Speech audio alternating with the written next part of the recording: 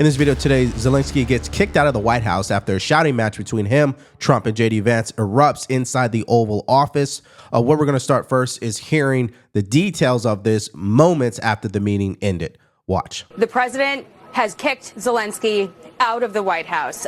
His delegation right now is telling him that he's got to go home. The president felt disrespected. Officials in the room felt that beyond the language barrier that we've heard some discussion about, Zelenskyy's body language, shrugging and eye rolling, was ungrateful, disrespectful, and the president feels that Zelenskyy is not ready for peace and he can come back when he's ready to talk about peace, but he's not in that position right now, and Zelenskyy is being told he's got to go. The lunch that they were supposed to have is sitting right outside the hallway, and the press staffers are going to be eating that lunch. This is really pretty incredible. So clearly, this was a dramatic situation. It ended terribly for Zelenskyy, especially when the president of the United States has to cancel the meeting and kick you out. Now, of course, we're going to show you the entire story, what led up to that point, starting with Zelenskyy arriving and then President Trump noting the way that Zelenskyy was dressed for this meeting. Hear it for yourself. Pretty close. How are you? Pretty shut.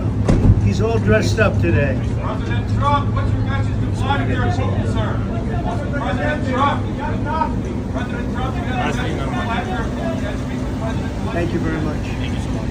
All right, let's just understand the context of this heated exchange I'm about to show you. This has been happening since 2014, this war. 2019, there was a ceasefire agreement between Ukraine, Russia, and European countries. It fell through immediately, had nothing to do with America at that point. Why is that important to know? Because during this meeting, that's his excuse on why he does not trust what President Trump is saying in regards to ending the war, in regards to a ceasefire deal that could happen today. He doesn't believe in any of that. And his attitude is, I want more guarantees on security. I don't like this rare earth mineral deal that you're wanting me to sign. It's just his attitude is negative. And JD Vance calls it out, just like President Trump calls it out, and lets him know what the reality is. He has no position in this current agreement to dictate anything. So let me show you the first clip. JD Vance confronts them on that very sentiment. I'm talking about the kind of diplomacy that's going to end the destruction of your country. Yes, but if you Mr. President, with respect, I think it's disrespectful for you to come into the Oval Office and try to litigate this in front of the American media. Right now, you guys are going around and forcing conscripts to the front lines because you have manpower problems. You should be thanking the president for trying to bring an end to this conflict. Have you ever been to Ukraine that you say what problems we have? I have been to. Count one. I've actually watched and seen the stories, and I know what happens is you bring them on a propaganda tour, Mr. President. Do you disagree that you've had problems bringing people into your military? And do you think that it's respectful to come to the Oval Office of the United States of America and attack the administration that is trying to prevent the destruction of your country? A lot of questions. Let's start from the beginning. Sure. First of all, during the war, everybody has problems, even you, but you have nice ocean and don't feel now, but you will feel it in the future. God bless. You don't know that. God bless. God bless. You will not have a war. Don't tell us what we're going to feel. We're trying to solve a problem. Don't tell us what we're going to feel. I'm not telling you. Because you're in no position to dictate that. That's exactly Remember what this. you're doing. You're in no position to dictate what we're going to feel. Now, clearly, President Trump's rhetoric and tone when it comes to Zelenskyy has changed. And this just happened recently within the last month. Before January of this year, you never heard him actually talking like that about Zelenskyy. So the question is, why? Well, because, again, you're not going to find a deal with Putin if you're cuddling up with Zelenskyy. I mean, that's just the bottom line. And Democrats don't want to admit that. Okay, they want to keep doing what they've been doing, which hasn't led to any results except more money out the door, right? And more lives being killed. So they're going to criticize Trump for the way he's approaching this. But the problem is they have no leg to stand on because no progress was made in the way that they were doing. Have you said thank you once? This entire meeting? No, in this entire meeting, have you said thank you?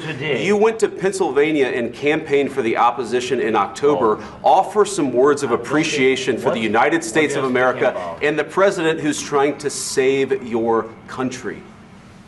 Please, you think that if you will speak very loudly about the war, you He's can... not speaking loudly. He's not speaking loudly. Your country is in big trouble. Can I Wait a answer? minute. No, Can you've I done a lot answer? of talking.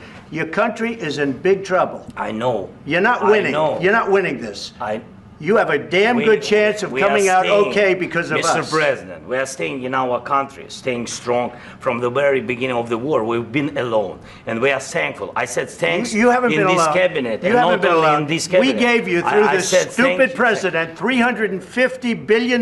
You voted we gave for you your military president. equipment, You and your voted men for are your brave, president. but they had to use our military. Yes. What about if you didn't have You our invited military me- equipment, you invited if me you to didn't speak. have our military equipment, this war would have been over in 2 weeks. In 3 okay? days, I heard it from Putin. In 3 days, this is something Maybe new. less. In 2 weeks, of course, yes. It's going to be a very hard thing to do business like this. I tell you. Just say thank you. I said a lot of accept times that thank there, you accept to that, American people. accept that there are disagreements, and let's go litigate those disagreements rather than trying to fight it out in the American media when you're wrong. Yeah, so what JD Vance is saying is spot on. I mean, why would you try to have this argument in front of the American media with the president of the United States, knowing everything America has done for Ukraine up to this point? I just find that fascinating, right? I mean, the arrogance on him is really astonishing if you think about it. We've given him everything he's asked for, and now Trump is just asking for an agreement to not only get the money back that we've given, and obviously we know they can't even find what happened to the money, but secondly, to just end this war. We know that you're wrong. But you see, I think it's good for the American people to see what's going on. I over understand, there. sir. I think it's very I understand. important. That's why I kept this going so long. You have to be thankful. You don't have the I'm cards. thankful. You're buried there. Your people are dying. tell you You're again, running I low know. on soldiers. Don't- Listen, don't please, you're running Mr. low on President. soldiers. It would be a damn good thing. Mr. And then President. then you tell us, I don't want a ceasefire. I don't want a ceasefire. I want to go, and I wanted this. Look, if you could get a ceasefire right now, I tell you, you take it so the bullets stop flying and your men stop getting killed. Of course, we want to stop the war. But you're saying you don't want a ceasefire. But I said to you, I want a ceasefire. with guarantees. Because you'll get a ceasefire faster than an agreement. Ask our people about ceasefire, what they think. That wasn't doesn't with matter me. for you what- that what wasn't this with me. means. It That was wasn't with with you. a guy named Biden, who was not a smart person. But this That is was your, with, this that was is with your Obama. president. It was your president. Excuse me. That was with Obama, who gave you sheets, and I gave you javelins. Yes. I gave you the javelins to take out all those tanks. Obama gave you sheets. In fact, the statement is Obama gave sheets and Trump gave javelins. You got to be more thankful, because let me tell you, you don't have the cards. With us, you have the cards. Okay, well, my first point is this. Getting a ceasefire deal does not mean he's surrendered to Russia, of course. In fact, what it really means is we can put a pause on the bloodshed. And again, he's skeptical of a ceasefire agreement because in 2019 it fell through. But the difference here is President Trump is involved. America is involved. And I find Trump to be frustrated that he doesn't see that. And secondly, it's even more frustrating because Zelensky's acting like he has the cards, like he can dictate stuff. And he can't. Because number one, the United States of America is funding this. And number two, Putin doesn't care about human life. He'll just keep going. So Ukraine needs to get with the program on what President Trump wants if the goal is to end this war like yesterday. The problem is I've empowered you to be a tough guy. And I don't think you'd be a tough guy without the United States. And your people are very brave. But you're either going to make a deal or we're out. And if we're out, you'll fight it out. I don't think it's going to be pretty, but you'll fight it out. But you don't have the cards. But once we sign that deal, you're in a much better position. But you're not acting at all thankful. And that's not a nice thing. I'll be honest, that's not a nice thing. So the question is, why is he not being grateful? Well, I think it comes down to two main reasons that have happened recently. Number one, President Trump called him a dictator, so he's probably in his feelings about that. And number two, President Trump also spoke with Putin before speaking with Zelenskyy, and he didn't take that well either. Now, again, let's remove the emotion and understand why he had to do that. It's because he's dealing with someone who doesn't care about human life. It's the guy who is holding people hostage. He's got a gun to the hostage's head, and Trump is the negotiator. He's not going to go in there antagonizing the criminal here, which is Putin. He's just not going to do it. It violates common sense. But Zelensky's caught up in his feelings, of course. The establishment is definitely triggered by what Trump said.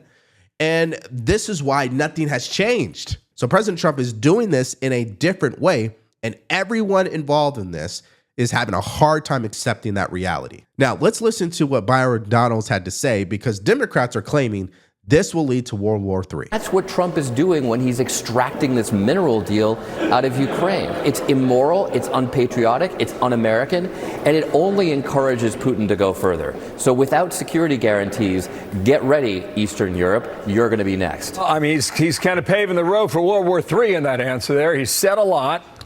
What do you think about it? What Seth Moulton said was absolutely ridiculous. The United States has been in there to support Ukraine in this war. We spent more than $200 billion doing it. We didn't burn down the Ukrainian house. That's what the war did with Russia. All we're saying is we need to be paid back for us assisting you in maintaining as much of your country as possible. This war needs to come to an end. And furthermore, if Seth Moulton and the Democrats were doing such a bang-up job, why does it take Donald Trump to bring this conflict to a close? The reason is because nobody believed Joe Biden was strong enough to negotiate a deal between Vladimir Putin and Vladimir Zelenskyy. That is a fact. And nobody also felt that the Democrats were going to do anything to demonstrate that America does have a fiscal resolve and a fiscal responsibility to its citizens and to the United States first and foremost. That's why the mineral agreement is thinking outside the box. I love that. In fact, it's a win-win. Hey, Ukraine, you want guaranteed security from the United States of America? We'll guarantee that we financially will benefit from that. Right? I mean, I think that's fair, okay? You're asking a lot when it comes to Russia. Remember, Putin doesn't care about human life. So if you're asking the United States of America to always be there for you and to defend your country against Russia, where we're going to have to allocate money and weapons, yeah, we better be getting something in return. Now, let's hear later where there's a question being asked about why Zelenskyy did not show up in a suit. That didn't go over very well. Second question. My second question for President Zelenskyy. No. Why don't you wear a suit? Why don't you wear a suit? You're at the highest level in this country's office, and you refuse to wear a suit. Just want to see if do you own a suit? Yeah, problems. A lot of Americans have problems with you not respecting. I don't have such. I will wear a costume after this war will finish. Okay. Yes, maybe one. Maybe something like yours. Yes. Maybe something better. I don't know. We will see. Maybe something cheaper than. Yeah. Thank you. Thank you for Now, right after this meeting with Zelenskyy, here's what President Trump put up on Truth Social, an official statement. Quote, "We had a very meaningful meeting in the White House today. Much was learned that could never be understood without conversation under such fire and pressure. It's amazing what comes out through emotion, and I have determined that President Zelenskyy is not ready for peace if America is involved, because he feels our involvement gives him a big advantage in negotiations. I don't want advantage. I want peace. He disrespected the United States of America in its cherished Oval Office. He can come back when he is ready for peace." Now, Marco Rubio had this to say: "Thank you, POTUS, for standing up for America in a way that no president has ever had the courage to do before. Thank you for putting America first. America is with you." Now, let me show you this clip from Lindsey Graham. He went on to Fox News, and he also did not like what Zelenskyy did today, because he told Zelenskyy, don't take the bait from the media. Don't argue with President Trump in front of the America media. And of course, Zelenskyy failed. And here's what Lindsey Graham had to say. I said, President Trump wants a ceasefire. He wants to end this war. We don't need to debate about how the war ends in the Oval Office. We need to celebrate that we've got a $500 billion deal between the United States and Ukraine that gives us a business interest fighting for, that this is a big deal. Thank President Trump for helping you extract the minerals and be your business partner that can lead to a greater partnership. Zelensky's got a chip on his shoulder. Every European leader applauds him for standing up to Trump. All I can say is a missed opportunity. He doesn't even begin to explain it.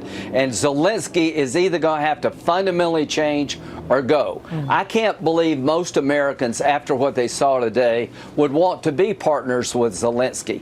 Ukraine's an important ally. They've fought like tigers. I don't want Putin to win. I want to help Ukraine. But it's hard to help people who seemed unable to realize the moment they're in. And President Trump handled it in a fashion that if I'm China, I'm Iran, I'm any would-be adversary, I'd be worried about right now. He gave a master class in how to stand up for America. So again, the full picture here is you're coming to the White House because you have agreed to sign this rare earth mineral agreement, which is the first step for the United States of America to negotiate the end to this war. And not only do you show up underdressed for the occasion, but let's give him some grace on that. Fine, he never wears a suit. But your attitude in the Oval Office in front of the American media, particularly to Vice President J.D. Vance and President Trump, that's an utter fail on his behalf. And so we should be expecting apologies because he's going to go on to Fox News tonight and conduct an interview. And here's what he put up on social media. Thank you, America. Thank you for your support. Thank you for the visit. Thank you, POTUS, Congress, and the American people. Ukraine needs just and lasting peace, and we are working exactly for that. Now, of course, I got to show you at least what the other side is saying about all this. Here is war hawk Liz Cheney. Generations of American patriots from our revolution onward have fought for the principles Zelenskyy is risking his life to defend. But today, Donald Trump and J.D. Vance attacked Zelenskyy and pressured him to surrender the freedom of his people to the KGB war criminal who invaded Ukraine. History will remember this day when an American president and vice president abandoned all we stand for. Of course, there's no facts to support that claim. He is not surrendering anything. All this agreement was about is making sure that America had a financial interest in protecting Ukraine. So in fact, if I'm Ukraine, I'm happy about this because I know America's not going anywhere. And David Axelrod said this: I love my country with all my heart. I've never been more embarrassed for America than the spectacle I just witnessed at the Oval Office. Zelenskyy is fighting for the survival of his country, his people, and their democracy. Trump and Vance appear to be completely aligned with Putin, the invader whose aim has been to conquer Ukraine. Zelenskyy should know that millions and millions of Americans still stand with him and his people. So overall, just be prepared, okay? Because one side, which is the left, they're going to say that President Trump, J.D. Vance, embarrassed the United States of America, embarrassed the Oval Office, treated Zelenskyy with they were disrespectful towards Zelenskyy. And of course, the right is going to say, no, Zelenskyy was disrespectful towards J.D. Vance and Trump, that he's yet to show any type of gratitude whatsoever. This war needs to come to an end. We don't care how we get there. It just needs to end like yesterday. And you guys already know where I stand on this. If you're the person who is obviously in need of the assistance, it's a bad look that you got into an argument with the president and the vice president. So this leads me to the question on this video. What do you guys think about this exchange? Who do you believe is right and who do you believe is wrong? Explain why that is in the comment section below. Now, we will be updating you later today about the Epstein files. However, yesterday, the release was botched. A photo op took place, and let's just say MAGA world did not like it. It was a huge meltdown on social media. So if you missed out on that story and what everybody had to say about it, all you have to do is click on my video because it's coming up right now.